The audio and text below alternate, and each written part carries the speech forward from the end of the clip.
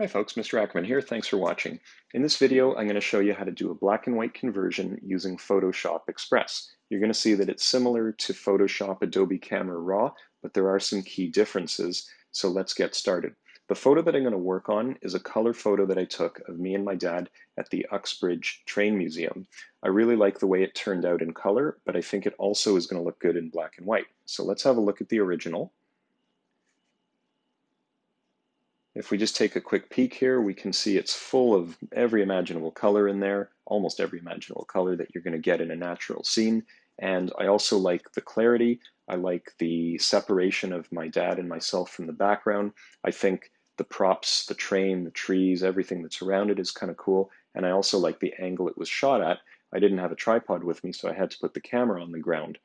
Anyway, let's see how this one turns out if we go to black and white. Before we do that, there's something I want to warn you about.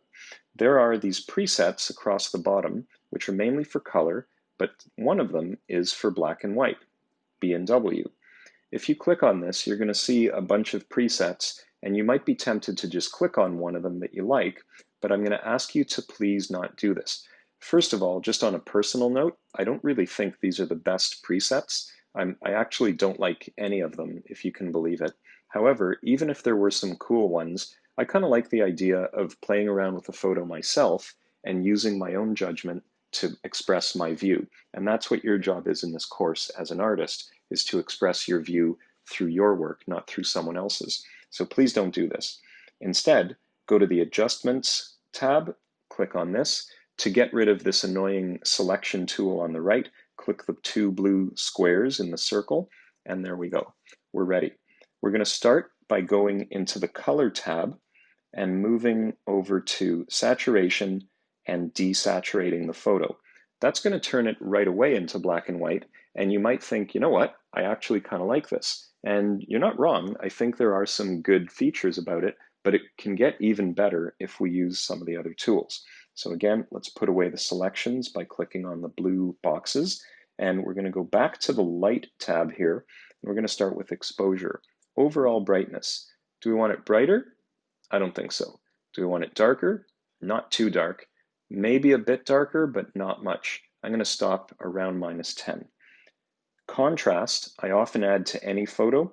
I think it's usually not a bad idea to go to about 10, keeping your eye on whether things are getting out of control. Any further, and you might find that it gets a little too much. This is a portrait that is not meant to be edgy, so I'm going to go back to around 10 and leave things there. Highlights, do I want the bright areas brighter or darker? Certainly not brighter. This is drawing my eye way too much into the sky, and I want to keep it down around the main subjects. If I go this way though, it kind of gets washed out, so I might just leave it. Shadows. If you take a look at the dark areas, you can brighten them up. Watch what's happening underneath the train there. You're starting to see some detail. But it also causes the other areas that are on the darker side to brighten up, and that costs me contrast. But I can recover a bit of this if I go to the black slider and move that a bit to the left. Now what I've done is reveal a little bit of detail underneath the train, which I think is cool. It's an interesting region, but I've also saved the contrast throughout the photo. The color tab here is not going to be used because this is not a color photo. We used it to remove any color when we moved the saturation to the left. And that brings us to effects. Clarity is something that you often use for increased contrast in things like landscapes or in photos of things like objects.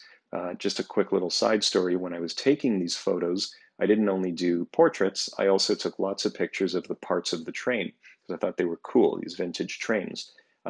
In those, I moved the clarity to the right. But in a people photo, I think if you do that, you're not going to like the result. And here's what I'm talking about. Sometimes you'll like it, but in this kind of non-edgy photo, I wouldn't do it. I'm just going to leave this around 0 and be done with it. Dehaze, skip that. It's also sometimes effective on landscapes, but on people photos, it's just going to do worse than what the clarity just did. I don't want to fade this photo. I like the contrast. Grain is something interesting, especially in a black and white photo. If you move this really far to the right, see what happens. It starts to look like an old photo, a newspaper photo maybe, and it picks up some character, but it's easy to overdo it here, and it's not really the look I'm going for this time, although I might save a version of the photo with that because I do think it adds a little character. Sharpening is something we always do a little bit, but don't go too far. A little bit of sharpening is a good thing. The details just come out and everything pops. You go too far, and now it looks like definitely there's some sort of amateurish problem going on here. So where were we? Around 10? Let's leave it there and not go too much further. Just a bit, just what the doctor ordered. The noise reduction you're going to skip, in part because I think it's not a free feature, which many of you are using the free app, so I don't want to deal with that right now. And if we keep going, same with HSL and same with split tone. That brings us to blur. Blur we've talked about earlier. It's got really nothing to do with black and white, so we're going to skip that. You can add it in if you want. Vignette, we've talked about it before, but I think it's actually kind of fun, especially in black and white photos. You see the edge is darkening. I wouldn't go too far with this. Usually I find 10 to 20 points at the most. Just adds a subtle hint of vignetting, which can look good. So here we go. Here's the final result. What I'm going to do is I'm going to save this, and I'm also going to save the original black and white where all I did was desaturate and nothing else, and I'm going to compare that to the color all side by side so that you guys can decide which one you like best. Let's go take a look. Okay, so what I've done is I've taken the 3 photos and I've renamed them. I've opened them in Photoshop using a feature that allows you to create what's called a contact sheet, which is just a grid with all the photos that you want to compare. And you can see now, here's the original, the color, and here are the 2 black and whites. The file name is at the bottom. I renamed them color, BW desaturate. This was the first thing I did.